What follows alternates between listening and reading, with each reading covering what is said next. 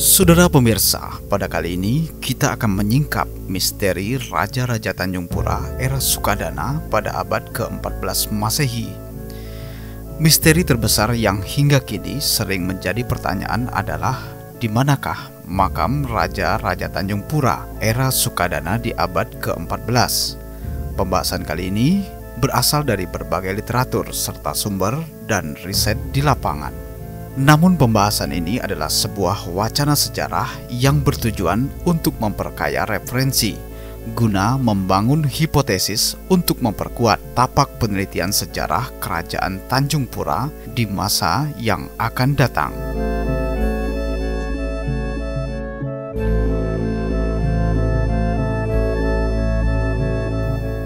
Untuk lebih mudah dipahami, maka pembahasan kali ini akan kami bagi menjadi beberapa episode dan kami juga mengajak dan meminta sumbang serta saran dari para pemirsa untuk mendukung upaya penggalian dan pelestarian sejarah. Sebelumnya, kami ucapkan terima kasih, salam budaya, dan selamat menyaksikan.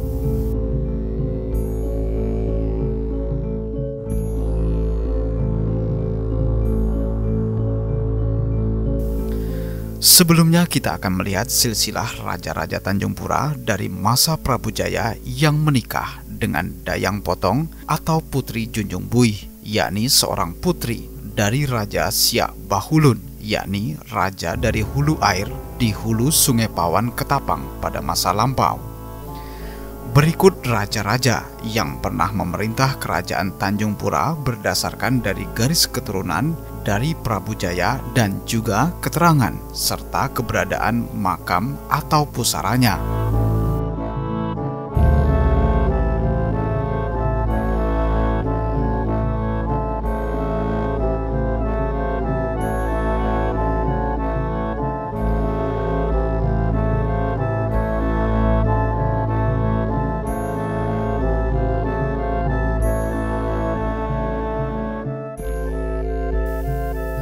Menurut catatan dari George Muller yang datang pada tahun 1822 di Pulau Borneo, ia menuliskan tentang sejarah Kerajaan Tanjung Pura, Matan, dan Simpang.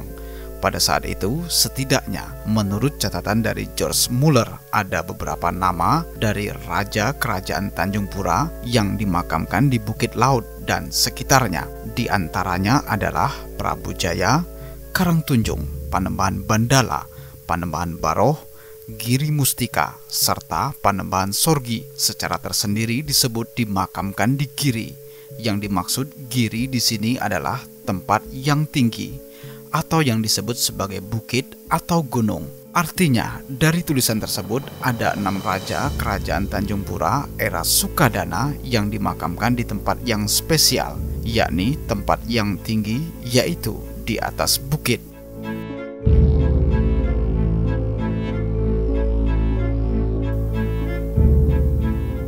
Namun jika kita melihat pada saat ini dari ke-6 Raja Tanjung Pura era Sukadana di abad ke-14 hingga ke-17 Masehi yang disebut Muller tersebut, hanya ada satu raja yang makamnya teridentifikasi dengan jelas, yakni makam Panembahan Ayer Mala yang bergelar Sultan Umar Akamuddin.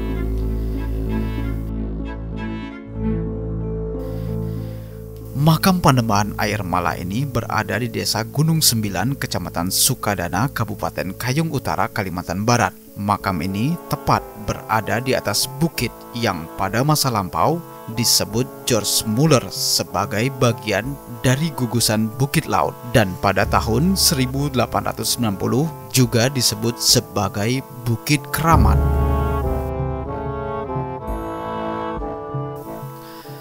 Pada pembahasan sebelumnya sudah dikupas dengan jelas tentang misteri atau keberadaan Bukit Laut. Maka pada kali ini akan fokus pada misteri makam Raja-Raja Tanjung Pura era Sukadana yang masih banyak belum ditemukan.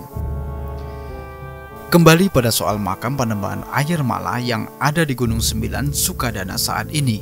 Kami sempat meminta izin kepada penjaga makam dan melihat secara langsung nisan dari Panembahan Ayer Mala tersebut.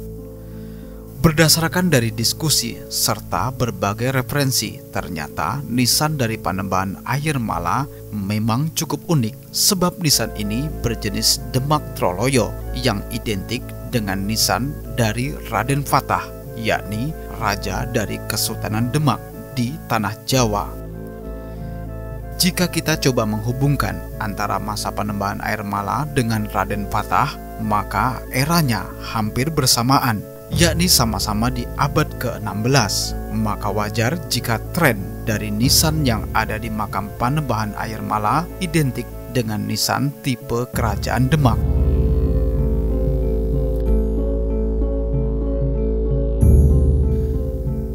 Yang menarik lagi dari nisan Panembahan Ayer Mala ini adalah bahwa nisan yang ada pada saat ini diduga sudah patah dan dalam kondisi terbalik.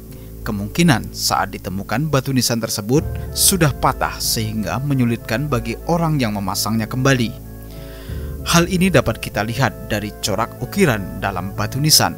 Posisi yang berukir justru terbenam di tanah, sedangkan yang kasar ada di sebelah atas. Mungkin saat orang pertama kali menemukannya, patahan yang atas terlihat tidak simetris sehingga untuk terlihat elegan dibalikan ke arah bawah. Begitu juga dengan nisan yang ada di sebelahnya. Jika kita lihat foto yang diambil pada tahun 1973 yang terdapat dalam buku Adat Istiadat Kalimantan Barat yang ditulis oleh J.U. Luntaan, ia melampirkan foto makam Panembahan Ayer Mala. Dalam foto tersebut memang tidak ada bangunan seperti saat ini, namun dapat kita lihat dengan seksama bahwa kondisi nisan saat itu sudah sama dengan saat ini. Kembali jika kita melihat dan bandingkan dengan nisan di makam Raden Fatah, maka nisan di makam Panembahan Ayer Mala aslinya adalah panjang dari kondisi saat ini.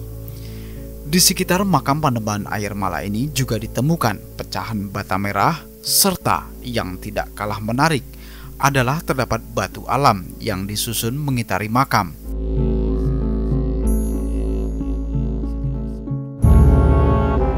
Sekitar 10 kali 25 meter batu alam mengelilingi makam ini.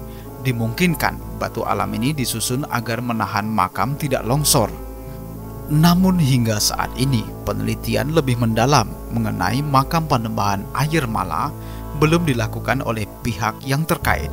Banyak hal yang bisa digali, dari mulai unsur batu bata merah serta tipe nisan yang ada akan dapat memberikan petunjuk dan sangat membantu bagi perkembangan sejarah di masa yang akan datang.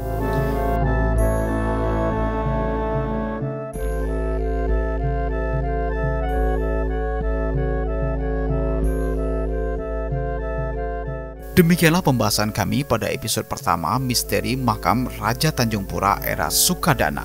Untuk mengetahui lebih lanjut, mari kita saksikan pada episode selanjutnya. Sampai jumpa dan salam budaya.